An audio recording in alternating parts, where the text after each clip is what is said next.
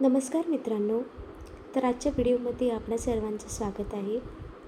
या व्हिडिओमध्ये आपण ज्योत या कवितेतील प्रश्नोत्तरे बघणार आहोत.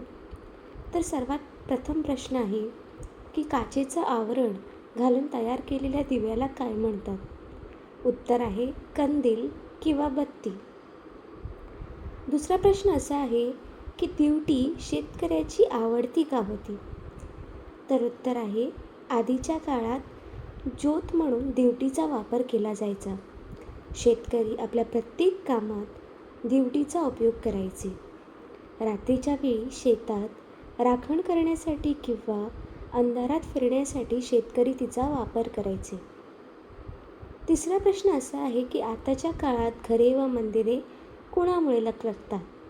तर आताच्या काळात घरे व मंदिरे विजेमुळे लखलखतात. चौथा प्रश्न असा आहे की ज्योतीचे स्वरूप जसे बदलले तसे तुला तुझ्यात कोणता बदल घडवायचा आहे? तर हा प्रश्न थोडा ओपन एंडेड प्रश्न आहे. हा अंडर सेन्सिटिव्हिटी पण येऊ शकतो आणि क्रिएटिव्हिटी पण येऊ शकतो. तर उत्तर आम्हाला हवं तसं लिहू शकतो. यात काही पॉईंट्स जे मेन्शन केले आहेत ते अशा प्रकारे आहेत की अभ्यासात सातत्य ठेवायचं आहे, रागावर नियंत्रण ठेवायचं आहे, मित्रांशी नम्रपणे बोलायचं आहे, शिक्षकांचा, आईवडिलांचा आदर करायचा आहे. पाचवा प्रश्न असा आहे की देवा ठाऊक काय पडे नवा बदल माझ्यातकडे असे ज्योत का म्हणते? तर ज्योत असे म्हणते कारण तिच्या स्वरूपात काळानुसार बदल होत गेले आहेत. मशालीपासून पणती, समई, कंदील, वीज शक्तीपर्यंत ती पोहोचली आहे.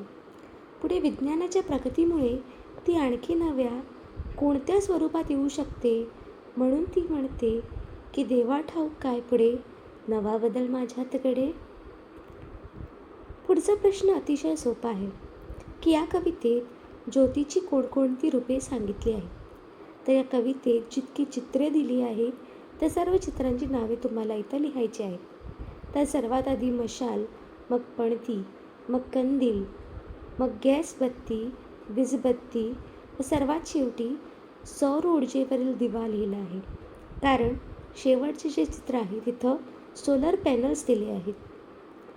शेवटचा प्रश्न असा आहे की ऊर्जा वाचवण्यासाठी आपण कोणत्या चांगल्या सवयी लावल्या पाहिजेत? तर हा पण एक ओपन एंडेड क्वेश्चन आहे आणि तो सेन्सिटिव्हिटी और क्रिएटिव्हिटी अंडर येऊ शकतो. तर उत्तर असं असेल की गरज नसताना दिवे बंद करणे, LED दिवे वापरणे आणि सौर ऊर्जेचा वापर करणे. आता विद्यार्थी इथं आपल्याला हवं तसं उत्तर लिहू शकतात. हा व्हिडिओ शेवटपर्यंत पाहिल्यासाठी तुमचं मनापासून आभार. तुम्हाला जर असेच मराठी विषयी अजून व्हिडिओ पाहायचे असतील, पाठांचं स्पष्टीकरण, कवितांचं स्पष्टीकरण, तसेच त्यांची प्रश्नोत्तरे पाहायची असतील तर प्लीज कृपया चॅनलला सबस्क्राईब करा आणि हा व्हिडिओ आवडला असेल तर कृपया याला एक लाईक करा आणि एक छानसा कमेंट लिहा.